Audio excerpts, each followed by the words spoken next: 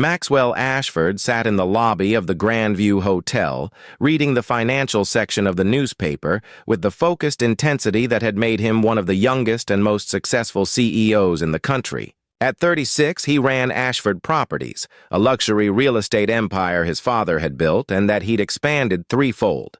The Grandview was one of his newest acquisitions. A historic hotel he was transforming into an exclusive boutique property. He was here today for final walkthrough meetings before the grand reopening. Everything had to be perfect. That's how Maxwell operated, with precision, control, and zero tolerance for mistakes or sentimentality. His personal life reflected the same philosophy.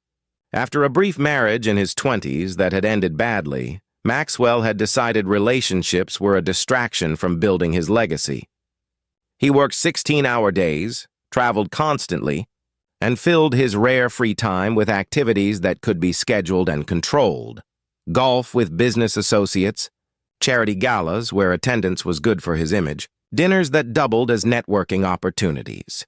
He was so absorbed in an article about commercial real estate trends that he didn't notice the little girl approaching until she was standing directly in front of him, holding out an envelope with both hands as if it were something precious. "Excuse me, sir," the child said in a small but determined voice. "Can you read this letter? It's very important." Maxwell looked up, startled. The girl was perhaps 3 or 4 years old, with strawberry blonde hair pulled into pigtails with red ribbons. She wore a red velvet dress that looked like it had been chosen for a special occasion, and her hazel eyes were serious beyond her years. "I'm sorry, sweetheart, but I'm quite busy," Maxwell said, returning his attention to his newspaper. "You should take that to your parents." "Please," the little girl persisted, not moving. "It's for my mommy, but I can't read all the words yet. Miss Ella says it's very important and someone needs to read it today." Something in her voice made Maxwell pause. He folded his newspaper and looked at her more carefully. There was an urgency in her small face that didn't match the polite words, something that spoke of a burden too heavy for such small shoulders. "Where is your mother?" Maxwell asked. "She's sleeping upstairs," the girl said. "She's been sleeping a lot. Miss Ella says Mommy is very sick and might have to go to heaven soon like Daddy did." Maxwell felt his chest tighten. This child was talking about death with the matter-of-fact tone children use when they don't fully understand what they're describing, even as some part of them senses the enormity of it. "What's your name?" Maxwell asked gently, setting aside his paper completely. "Sophia Rose Montgomery," the girl said formally, as if she'd been taught to introduce herself properly. "But everyone calls me Sophie. I'm 3 3/4 years old." "Well, Sophie, why don't you sit down here and show me this letter?" Sophie climbed into the leather chair next to him, settling the envelope carefully on her lap. "Miss Ella is the lady who brings Mommy her medicine. She gave me this and said I needed to find someone kind to read it because it has instructions for what happens to me when Mommy goes to heaven." Maxwell's throat tightened. He took the envelope with hands that weren't quite steady. The return address showed it was from Children's Services. With growing apprehension, he opened it and began to read. It was a letter explaining that Sophie's mother, Isabella Montgomery, had terminal cancer. She'd been staying at the hotel because her insurance had run out and she'd lost her apartment, and the weekly rate here was cheaper than most other options. Isabella had applied for emergency foster care placement for Sophie, as she had no family to take the child. The letter outlined the process and timeline, essentially explaining that when Isabella died, Sophie would enter the foster care system. There was a handwritten note at the bottom, presumably from Miss Ella, explaining that Isabella was too weak to handle the paperwork anymore and someone needed to help her understand and sign the consent forms. Time was running out. Maxwell sat in stunned silence, staring at the words. This little girl, dressed in her nice red dress and sitting beside him with such trust, was about to lose her mother and be sent into foster care with no family. "No one to hold on to, no safety net. Can you read it to me?" Sophie asked. "Miss Ella said I'm too little to understand, but I want to know." Maxwell looked at this child who deserved so much more than what life was handing her. He couldn't read her this letter. He couldn't tell a 3-year-old that her mother was dying and she'd be taken away to live with strangers. "It's a letter about making sure you're taken care of," Maxwell said carefully. "Your mommy loves you very much and wants to make sure you're safe and happy." Even when she goes to heaven? Sophie asked. Especially then, Maxwell said, his voice rough with emotion he couldn't quite hide. Will you come meet my mommy? Sophie asked, standing and taking his hand with the natural trust of a child who hadn't yet learned that the world could be cruel. Miss Ella said someone needs to help with the papers and you seem nice. You have kind eyes. Maxwell looked down at the small hand in his and felt something fundamental shift inside him. He'd spent 15 years building walls around his heart, convincing himself that emotional detachment was strength. But this child's trust, her innocence in the face of tragedy, was breaking through every defense he'd constructed. Yes, he heard himself say. I'll come meet your mother. Sophie led him to the elevator and pressed the button for the 4th floor.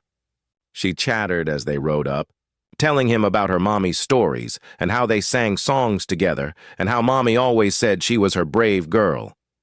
But I don't feel very brave, Sophie confided as they walked down the hallway. I'm scared about heaven. Is it far away? I don't know, Maxwell admitted. But I think people who love us are never really gone, even when we can't see them. Sophie's room was at the end of the hall. She opened the door with a key she wore on a ribbon around her neck, revealing a modest but clean space. On the bed lay a woman who must have once been beautiful, but was now gaunt and pale, her blonde hair thin from treatment. Beside her sat an older woman in nurse's scrubs. Sophie, sweetheart, you can't just bring strangers to our room, the nurse said gently, then stopped when she saw the letter in Maxwell's hand. Oh, you found someone to help. I'm Maxwell Ashford, he said. I own this hotel. Sophie asked me to read this letter. Isabella Montgomery's eyes fluttered open.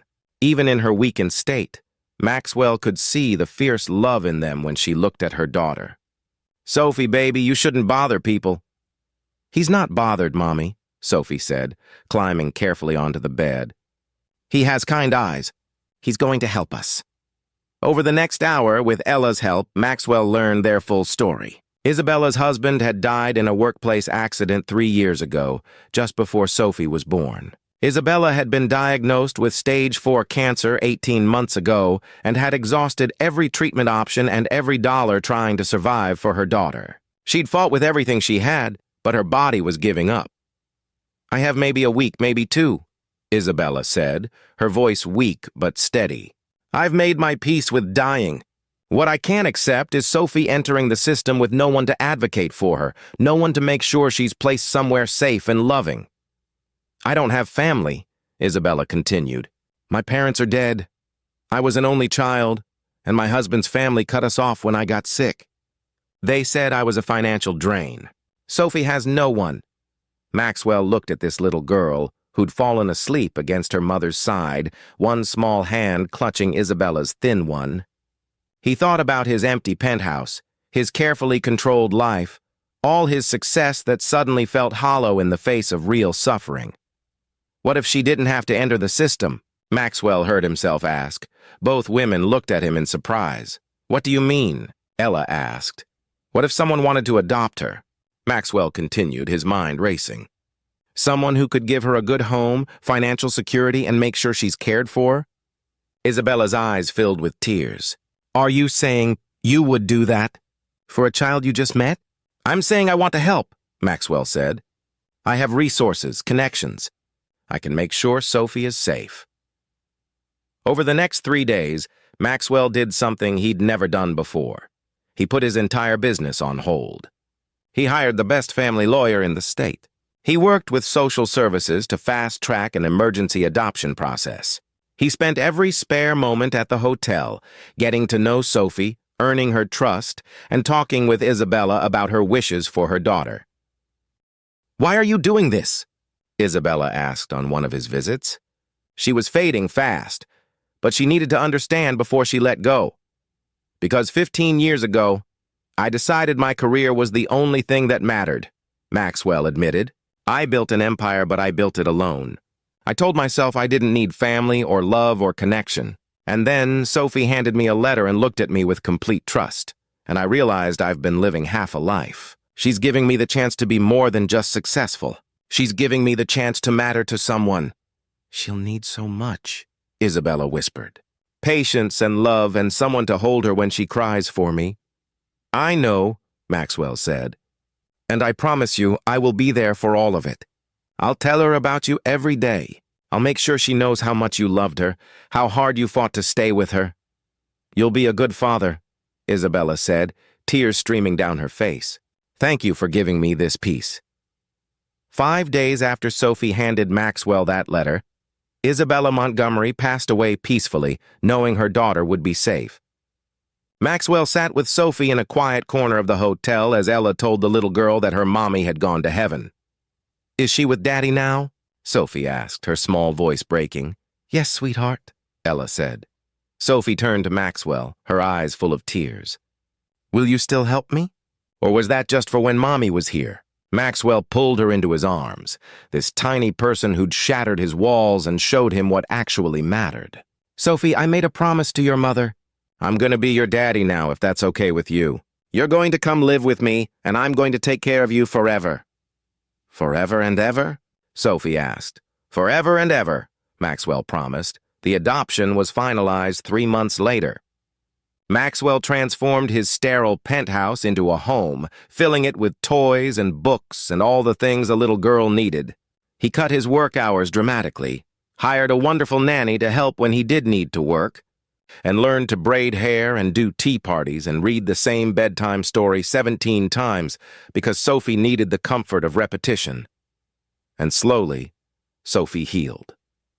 She still had hard days when she cried for her mommy. But she also had good days, filled with laughter and play, and the security of knowing she was loved and safe. 2 years after that day in the lobby, Maxwell stood at Sophie's kindergarten graduation, watching her receive a certificate for kindness. She'd written on her About Me poster, "My mommy Isabella is in heaven with my daddy. My daddy Maxwell takes care of me now.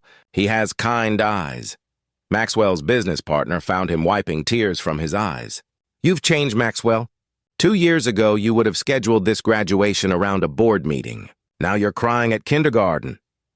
2 years ago, I was successful but empty, Maxwell replied. A little girl in a red dress handed me a letter and gave me the chance to be more than just a CEO. She gave me the chance to be someone's whole world. That's success that actually matters. Because that's what Maxwell had learned, that the most important letters aren't written on business letterheads or contain merger proposals. Sometimes the most important letter is handed to you by a child who trusts you with her entire future, who breaks down your walls with innocence and need, who shows you that real strength isn't in emotional detachment, but in opening your heart, even when it terrifies you. Sophie had asked if he could read her letter because it was very important. She'd been right. It was the most important letter Maxwell had ever read, because it didn't just tell him about a child who needed help. It showed him the person he'd been, meant to become all along. If this story touched your heart and reminded you that our most profound purpose often comes from unexpected moments of connection and that family is built through choice and love, please like, share, and subscribe for more stories about opening our hearts, honoring final wishes, and discovering that true success is measured in the lives we touch. Comment below about a time when someone's trust changed your path, or about learning that strength comes from vulnerability. Sometimes the most important thing we can do is read the letter a child hands us and have the courage to answer its call.